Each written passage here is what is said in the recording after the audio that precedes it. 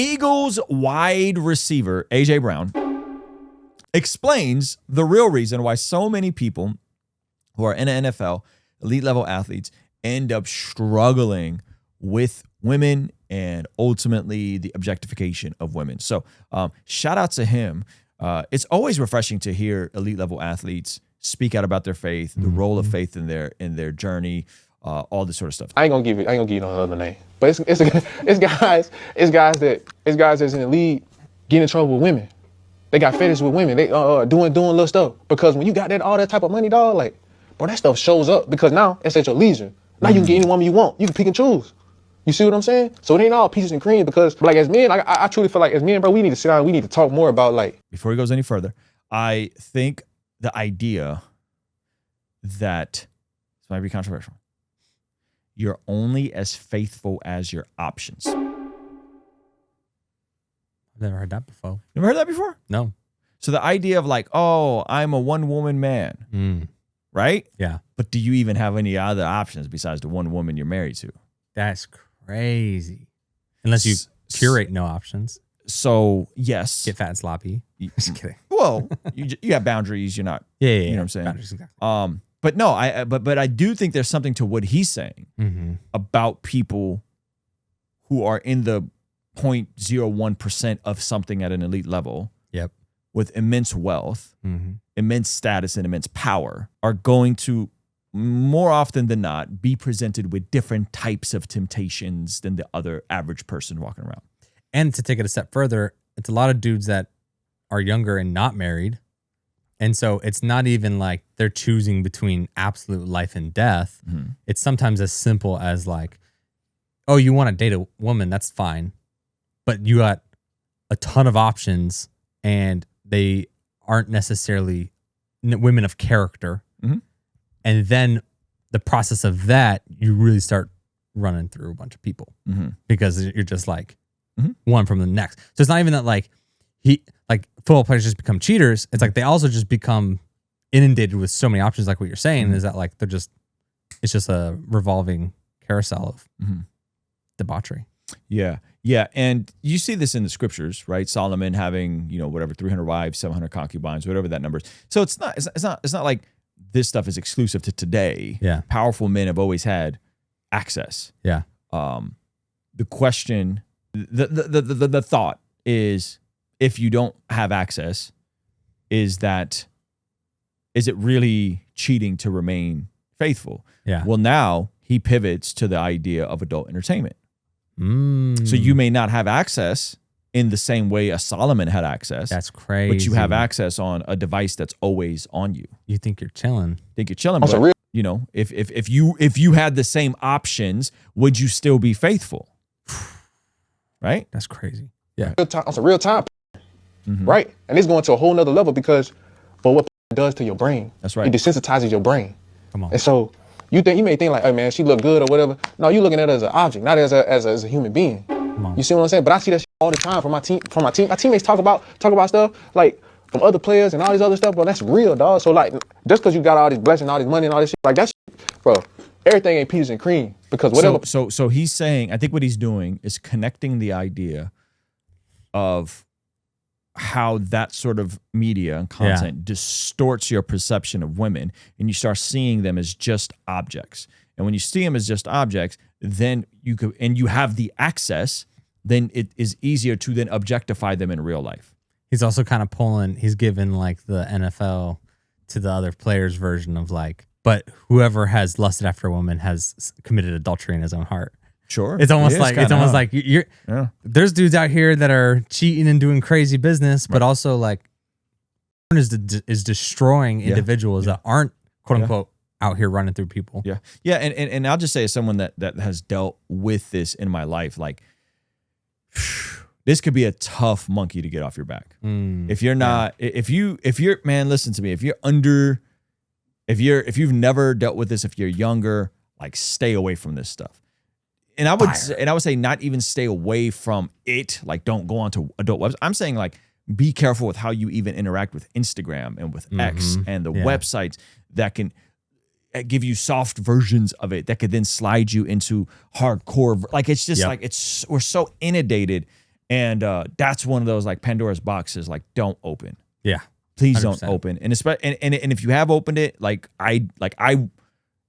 it was pressed upon me, not pressed upon, I don't know how else to say it. Like I was shown it when I was a child. Yeah. Right. In a essay type of situation, you will have different challenges that you have to work through.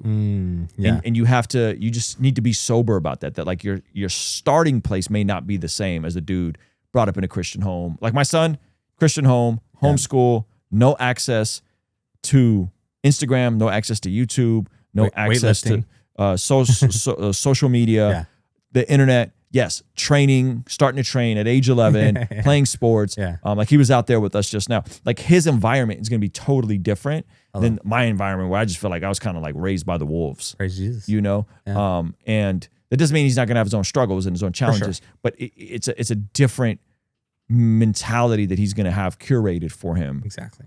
Versus those of us that have been exposed to stuff. So if you're going through this, just know that like, your starting point is going to be different.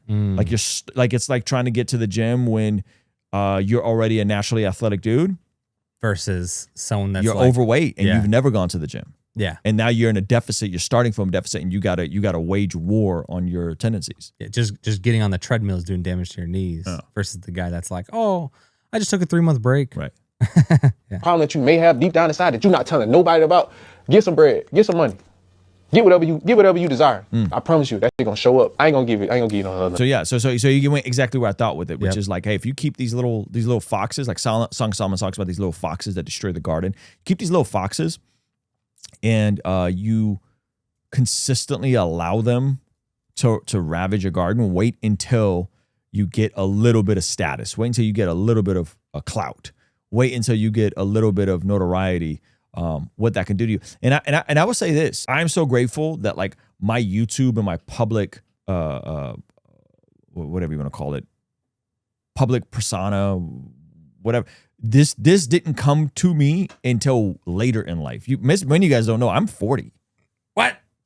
People see me, like I was with Pastor Ben earlier at dinner, and I'm like, yeah, I just turned 40. And he's like, I thought you were younger than me. Like he's 32. And I'm like, wow, that's very kind. I don't know about that. But this didn't get going for me until I was 35, 36 years old. Hallelujah.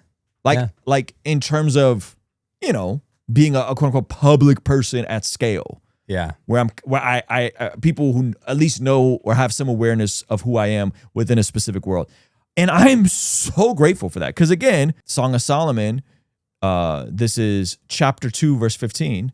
Right? It says, catch for the foxes, the little foxes that ruin the vineyards, our vineyards that are in bloom. Right? So this is about, in context, this is about protecting love. Right? And so this word, again, shout out to our friends over at Logos. Come on. That word catch, like if we hit it here and we go to the Hebrew. Ahaz, that's fire. In the Hebrew Logos software, which by the way, I don't know if you guys know, 60-day free trial for Logos Bible software, which this used to only be available like pastors who would spend hundreds, if not thousands of dollars on a software. 60-day free trial, and it's like $12 after that. I think this is an amazing deal. So this is saying seize, grasp, hold to, take possession. Take possession of those little things in your life, right? And then you get like a cool little breakdown of everywhere of how the word is used and where else the word is used in the Old Testament. So you see it like, it's like, this is talking about Moab, it will be seized, judges take hold of. So that's how that word is used. And yeah, in context, we're called to take hold of, to seize those little areas in our life, because they can grow massive. And I think one of the ways that you can also do that is in the little things that no one's looking at, right? Which is these little habits.